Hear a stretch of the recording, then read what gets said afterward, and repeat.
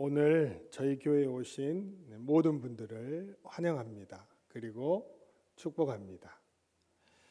살다 보면 누구에게나 인생의 어두운 밤이 찾아옵니다. 제각각 모습은 달라도 예기치 못한 사건, 사고, 건강 악화, 이별, 실직, 관계의 파괴 등이 꼬리에 꼬리를 물고 일어나곤 하지요. 그리고 오늘이 있는 것입니다. 생각할수록 감사할 것 뿐이지요. 수많은 밤을 지나왔기 때문입니다. 그런데 생각할수록 신비한 것은 적어도 내 힘과 능력으로 여기까지 이른 것은 아니라는 것입니다. 어떻게 오늘 이 귀한 오늘을 마주하는 감격의 자리에 설 수 있었을까요? 역사상 사도세자의 아내인 해경궁 홍씨만큼 고통의 긴 칼자국을 몸에 지닌 사람은 없을 것입니다.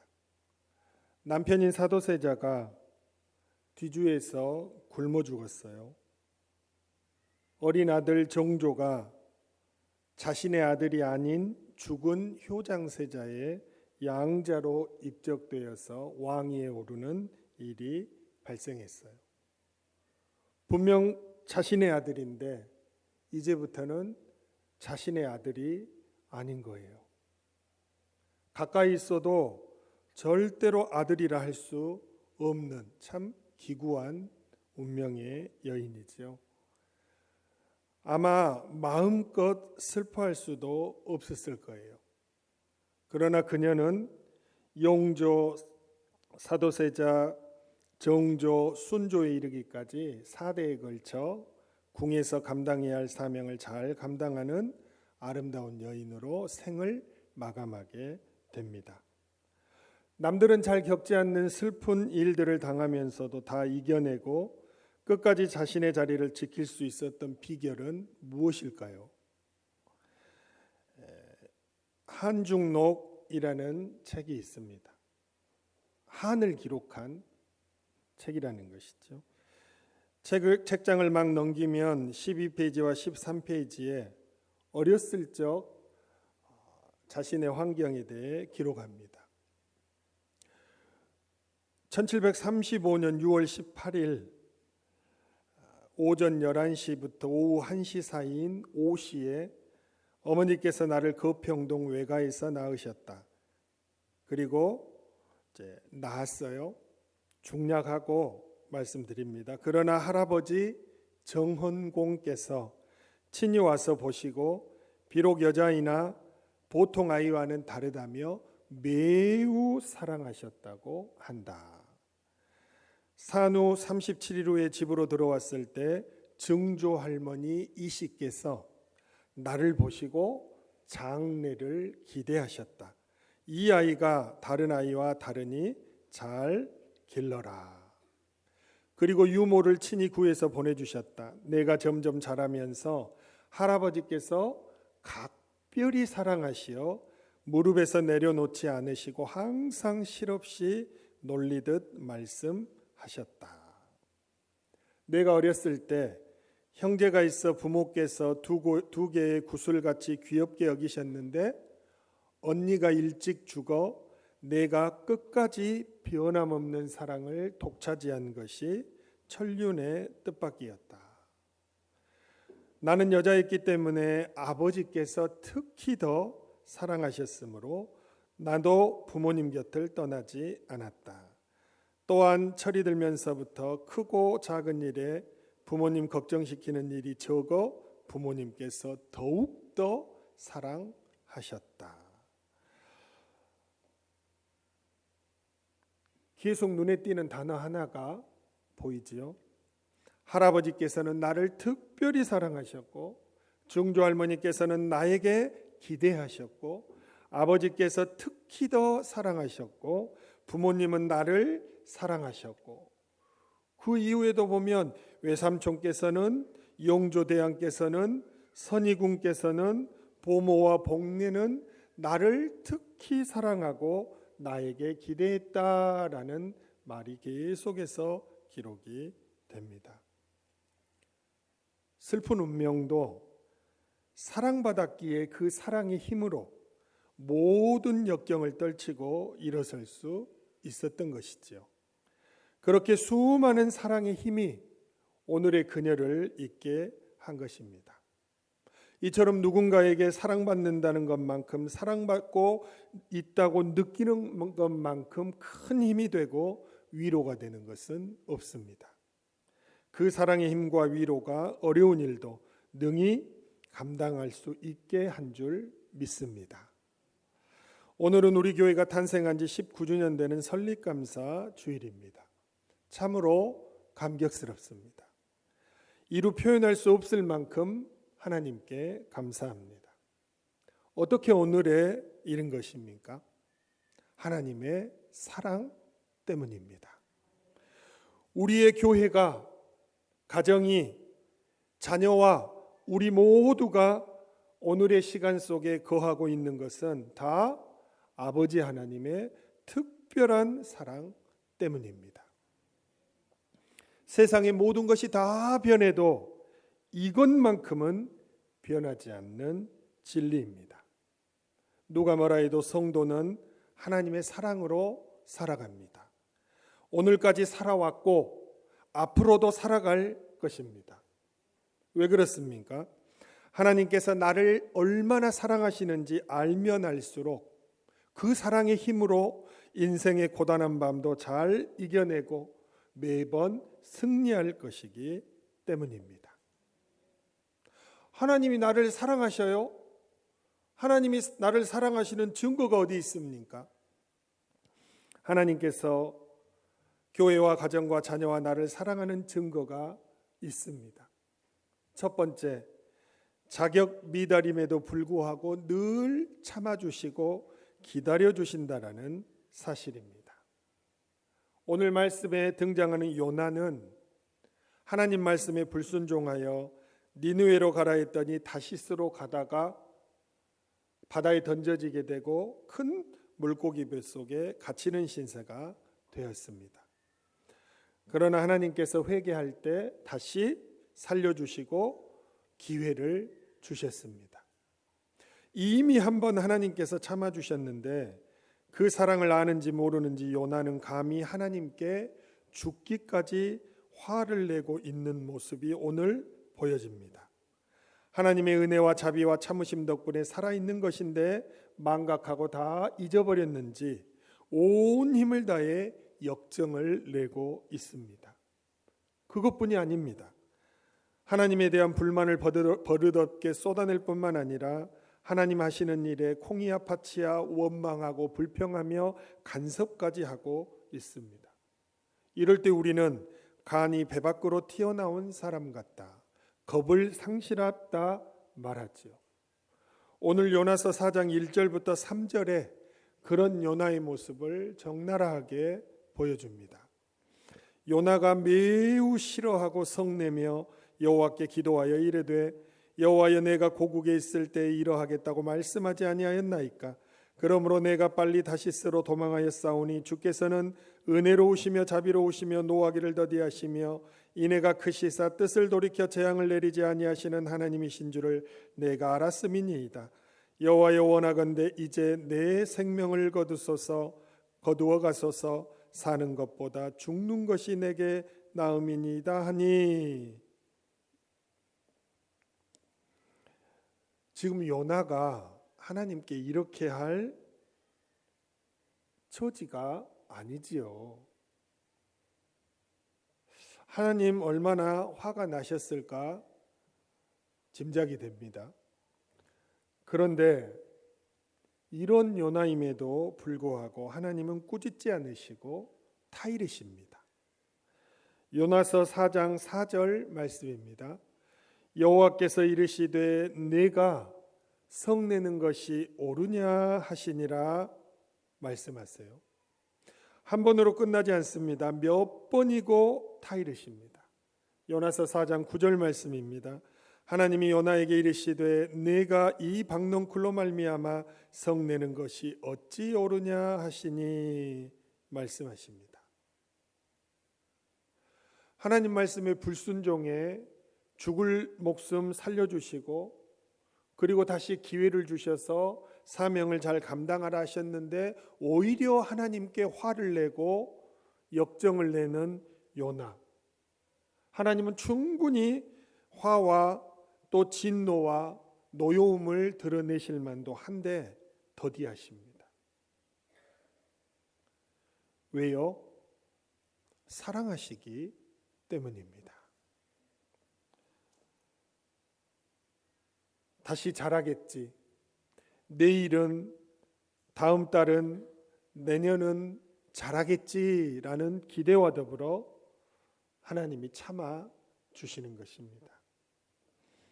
여러분, 다른 건 몰라도 그렇게 끊임없이 참아주시고 기대해 주시는 하나님의 사랑이 있었기에 오늘 우리가 이 자리에 이르렀음을 기억해야 할 것입니다.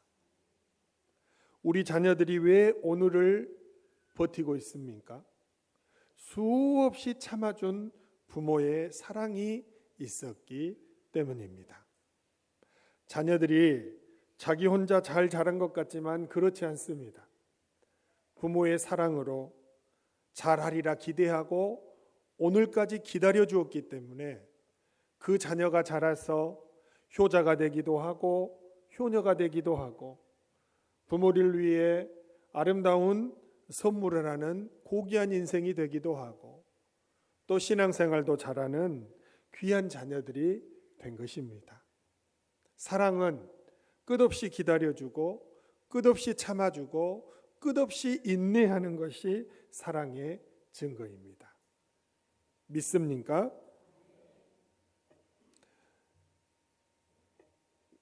그러면서 우리가 하나 더 기억해야 할 것이 있습니다. 하나님은 끝없이 우리를 기다리시고 기대하시지만 하나님만 우리 곁에 계시는 것이 아니라 마귀도 존재하고 있음을 늘 상기해야 합니다. 왜냐하면 이 사탄은 늘 우리를 부정적으로 고소하며 일을 꾸며 하나님의 사랑을 의심하게 만들기 때문입니다. 욥기 1장 9절 11절에 성경은 다음과 같이 기록합니다. 사탄이 여호와께 대답하여 이르되 욥이 어찌 까닭없이 하나님을 경외하리이까? 이제 주의 손을 펴서 그의 모든 소유물을 치소서. 그리하시면 틀림없이 주를 향하여 욕하지 않겠나이까? 욥을 헐뜯는 것이죠. 욥을 정죄하는 것입니다. 욥은 그런 인물이 아니라는 것입니다. 하나님이 기대하실 만한 사람이 아니라는 것이죠. 우리가 살아가는 인생은 늘 나를 기대하시고 사랑해 주시고 기회를 주시고 기다리시는 하나님을 따라가느냐, 늘 나를 부정적으로 고소하고 일을 만들고 하나님의 사랑을 의심해서 주저앉게 만드는 사단을 따라가느냐, 양갈래 어느 길을 선택하느냐에 따라서 우리의 인생은 달라지는 것입니다. 그렇기 때문에 항상 두 가지 것을 동시에 떠올리고 하나님을 선택해서 가야 합니다. 마귀는 나를 깎아내리고 나에게 부정적인 생각을 심어주고 나는 할 수 없다라고 말해. 그러나 하나님은 분명히 실망이 되실 텐데도 불구하고 오늘 또 나에게 기대하시고 내일 또 기대하시고 영원토록 나를 기대해 주시는 분이야. 하나님의 이 사랑을 받아들이고 이해하면 긍정의 사람이 됩니다. 삶을 좋게 해석하는 능력이 따라옵니다. 나를 존중하는 그 긍정의 능력으로 어떤 인생의 어려움이 발생하고 장벽이 나타날지라도 뛰어넘을 수 있습니다. 욥은 순식간에 자기의 자녀들이 다 죽고 많은 재산을 다 잃어버렸습니다. 자기 몸에 병까지 발생해서 흔히 하는 말로 기왓장으로 자기 몸을 긋고 있는 고름투성이의 병자가 되었습니다. 그럼에도 불구하고 욥은 욥기 2장 10절에서 그 유명하고 아름다운 신앙을 고백합니다. 우리가 하나님께 복을 받았은즉 화도 받지 아니하겠느냐라는 고백이었습니다. 공동번역 개정판으로 보면 아내에게 이렇게 말합니다. 하나님을 욕하고 죽으라는 아내에게 당신조차 미련한 여인처럼 말하다니 우리가 하나님에게서 좋은 것을 받았는데 나쁜 것이라고 하여 어찌 거절할 수 있단 말이요. 이렇게 욥은 이 모든 일을 당하여도 입술로 죄를 짓지 않았다라고 말씀합니다. 여러분, 모든 고통과 어려움을 이길 수 있는 근원이요 능력이 뭡니까? 하나님이 나를 사랑하신다는 것입니다.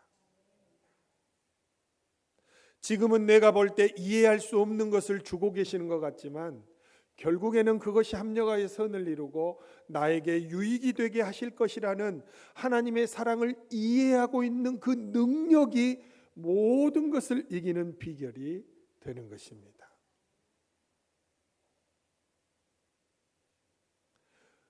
자기의 현실을 바라보고 의심하면 할수록 내 곁에서 사단마귀가 좋아할 것입니다. 내가 예수님의 이름으로 명하노니 사단마귀야 물러갈지어다. 나는 하나님이 여전히 기대하시는 하나님의 자녀다.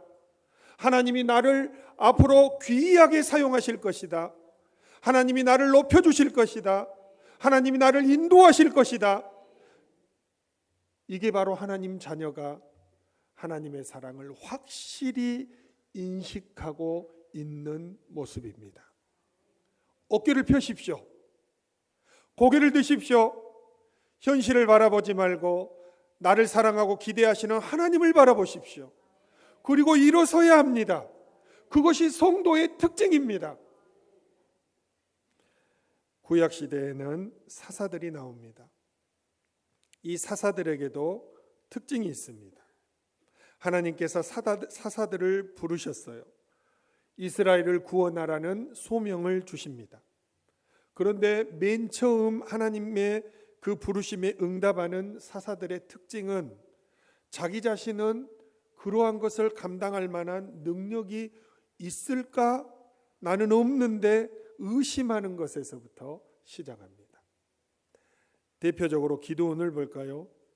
기드온을 부르셔서 하나님께서 말씀하십니다. 너는 가서 이스라엘을 미디안의 손에서 구원하라.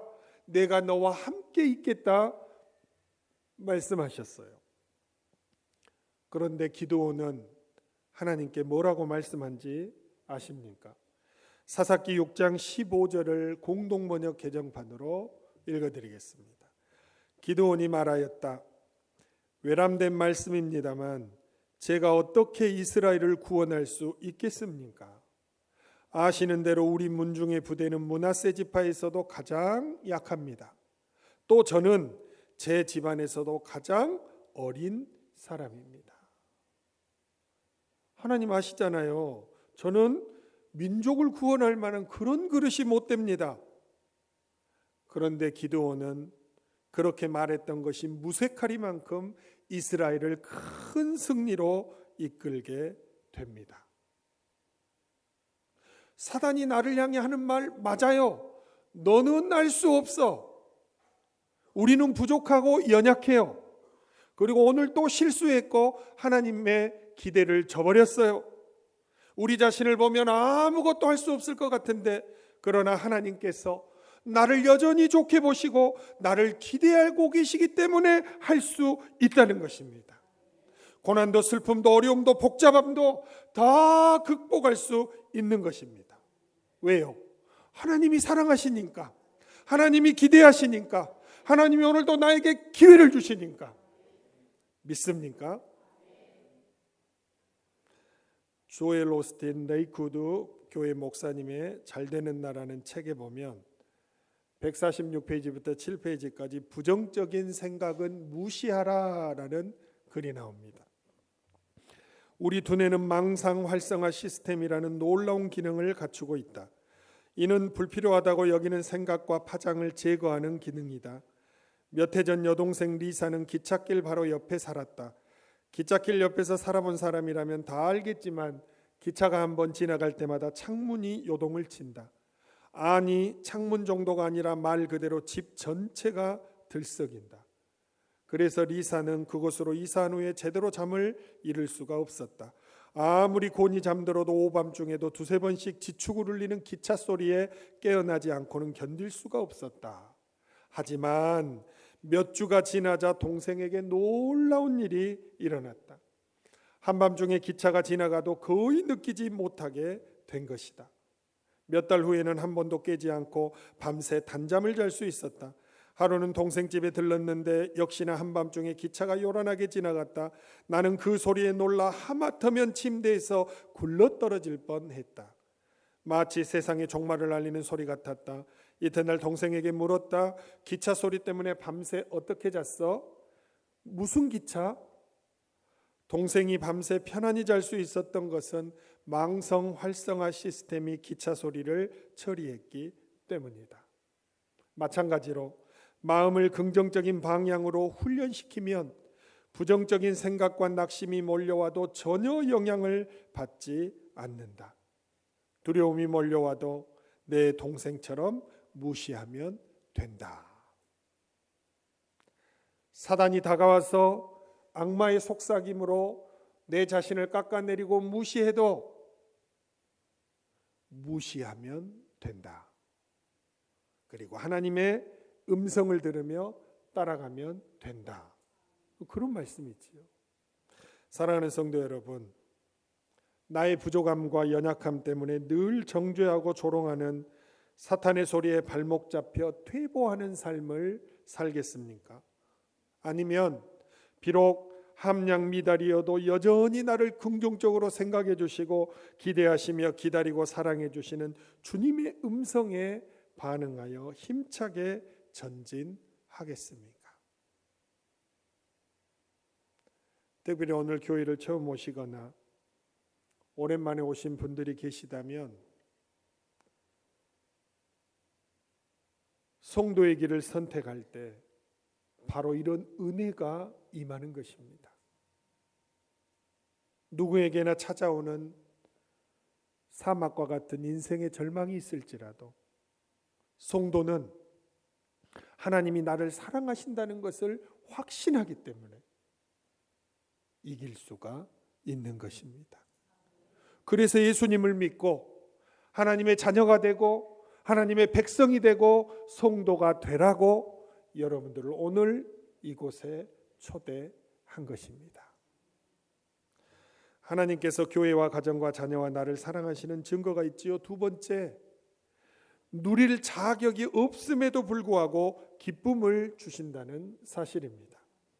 누구나 광야 같은 세상을 살아가려면 오아시스가 필요합니다.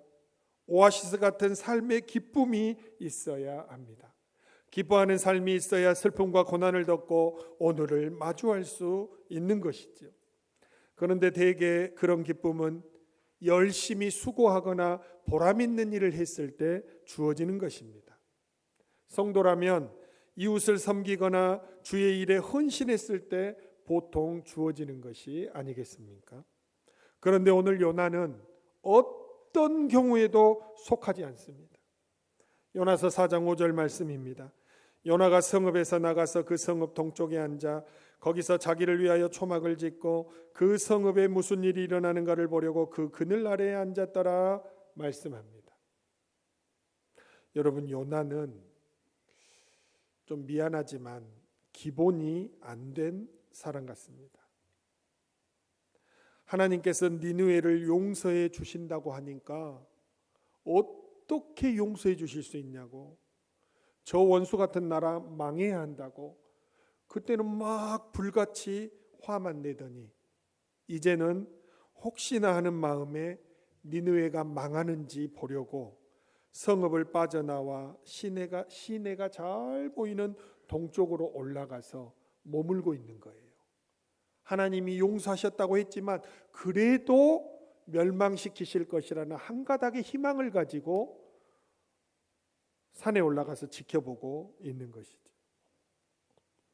오히려 저 불쌍한 영혼들을 살려달라고 기도해야 할 선지자가 망하는 것을 보려고, 그리고 망하는 것을 좀 편안하게 잘 보려고 초막까지 지어서 이렇게 니느웨 성을 내려다보고 있는 것입니다. 하나님을 위하여 하는 일은 대충 하거나 없고 자기를 위하여 살아가는 요나, 그러면서도 선지자라는 허울 좋은 직분의 모습을 쓰고 있는 요나 아닙니까? 그런데도 하나님은 그에게 기쁨을 주십니다. 요나서 4장 6절 말씀입니다. 하나님 여호와께서 박넝쿨을 예비하사 요나를 가리게 하셨으니 이는 그의 머리를 위하여 그늘이 지게 하며 그의 괴로움을 면하게 하려 하심이었더라. 요나가 박넝쿨로 말미암아 크게 기뻐하였더니 말씀합니다. 한낮에 내리쬐는 햇볕의 재앙에서 벗어나도록 그늘을 제공하는 박넝쿨을 준비하셔서 예상하지 못했던 큰 기쁨을 누리게 하십니다. 물론 나중에는 이 박넝쿨을 없애셔서 하나님께서 너를 사랑하듯 모든 사람을 사랑하시고 모두가 구원받기를 원하신다는 교훈을 주시는데 사용하시지만, 지금은 땡볕에 자기 몸을 가릴 수 있는 그늘을 주심으로 기쁨을 주신다라는 사실입니다. 여러분, 하나님은 우리에게 자격을 따지지 않고 기쁨 주시기를 원하세요. 왜 그렇습니까? 사랑하기 때문입니다. 사랑하는 대상인 우리가 늘 기뻐하는 모습을 보기 원하시기 때문입니다. 사랑하는 사람이 슬퍼하는 모습을 보고 싶어하는 사람이 이 세상 어디에 있겠습니까? 자기 자녀가 슬퍼하는 모습을 즐기는 부모가 어디에 있겠습니까? 어떤 상황도 하나님께는 기쁨을 주기 위한 과정일 뿐입니다. 결국에는 기쁨을 주시기 위해서 이 어려운 과정을 이겨나가게 하시는 과정일 뿐이라는 거예요. 성도에게는 기쁨으로 가는 과정일 뿐입니다.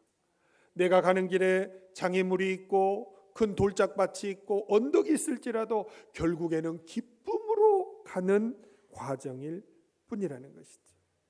이런 하나님의 사랑을 이해하고 받아들이면 기뻐하는 사람이 될 수 있습니다. 어떤 환경에서든지 기뻐할 수 있는 사람이 되면 어려운 일들도 슬기롭게 이겨내고 오늘을 마주하는 승리의 사람이 될 수 있습니다. 사도 바울은 감옥에 갇혔습니다.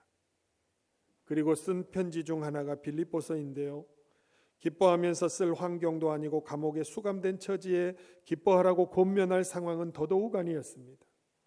그런데도 기쁨이나 기뻐하라는 단어가 왜 그렇게 많이 나오는 것입니까? 빌립보서 1장 18절에도 나는 기뻐하고 또한 기뻐하리라. 지금도 기쁜데 앞으로도 기뻐할 것이다. 어디에서요? 감옥에서. 빌립보서 4장 4절에 주 안에서 항상 기뻐하라. 내가 다시 말하노니 기뻐하라 말씀합니다. 어디에서요? 감옥에 있는 사람이 감옥 바깥에 있는 사람에게 기뻐하라고 말하는 것입니다. 어떤 상황에서도 기뻐할 수 있는 사람, 기쁨을 발견할 수 있는 사람, 하나님이 나를 사랑하시기에 기쁨을 누리게 하시려고 이끄시는 과정이라는 것을 이해하는 사람에게는 모든 것이 기쁨이 될 수가 있는 것입니다. 하나님은 여러분 얼굴에 웃음기 가득하게 살아가기를 바라십니다. 찡그리고 울상짓고 괴로워 그런 것을 하나님은 원하는 것이 아닙니다. 그런데 어떤 사람에게 그런 기뻐할 수 있는 능력이 임해요? 하나님이 나를 사랑하시기 때문에, 내가 기쁨을 누릴 자격이 혹 없을지라도 나에게 기쁨을 주시려고 인도하시는 과정이라는 것을 이해하고 믿는 사람에게 그런 능력이 임하는 것입니다. 이영훈 목사님이 엮은 순전한 감사 넘치는 은혜라는 책에 160페이지부터 162페이지에 보면 소풍 같은 삶을 살다가 간 사람이라는 제목의 글이 나옵니다. 이 글은 아프리카 말리에서 선교사로 사역하다 35살의 젊은 나이에 하늘나라로 간 권지상 선교사의 그 유서에 나오는 내용입니다. 제가 선교지에서 만약 순교하게 된다면 개인적으로 무척 영광스러울 것 같습니다. 저를 아끼는 많은 분들께서는 저의 죽음으로 인해 인간적으로는 잠시 같이 있지 못해 슬프지만 천국에서 큰 상급을 받고 있을 저를 생각하면서 기쁨으로 장례해 주셨으면 합니다. 저는 각막과 장기 기증을 해놓은 상태입니다. 선교지에서 가능하다면 선교지 사람들을 위해 시신이 쓰여졌으면 좋겠고 가능하지 않다면 화장해 주시면 좋겠습니다. 자녀들과 사랑하는 사람들에게 하고 싶은 말은 이것입니다. 이 세상에 살 때 가장 가치 있는 일은 하나님을 더 깊이 알아가는 것과 그 하나님을 다른 사람들에게 알리는 것이라는 사실입니다. 사랑하고 축복하며 소풍과 같은 삶을 잘 마무리하여 천국에서 뵙길 기대합니다. 천국에서 큰 상급을 받고 있을 저를 생각하면서 기쁨으로 장례해 주셨으면 합니다. 유언이에요. 본인의 당부대로 장례는 모두의 가슴에 천국 소망과 기쁨으로 남았을 것입니다. 장례식에서도 기뻐할 수 있구나. 또한 남은 가족들은 기뻐할 때 얻은 그 능력으로 아빠와 남편을 잃은 그 슬픔을 대처하고 다시 시작할 수 있었겠지요. 하나님께서 우리에게 주시고자 하는 것은 기쁨의 신비입니다. 기뻐하면 모든 것을 극복할 수 있습니다. 기뻐하면 모든 것을 이겨낼 수 있습니다. 장래까지도 기뻐할 조건이 되게 하시는 분이 하나님이십니다. 슬퍼할 일 가운데도 반드시 기뻐할 이유가 있게 하십니다. 그 기쁨으로 모든 상황을 이겨내게 하십니다.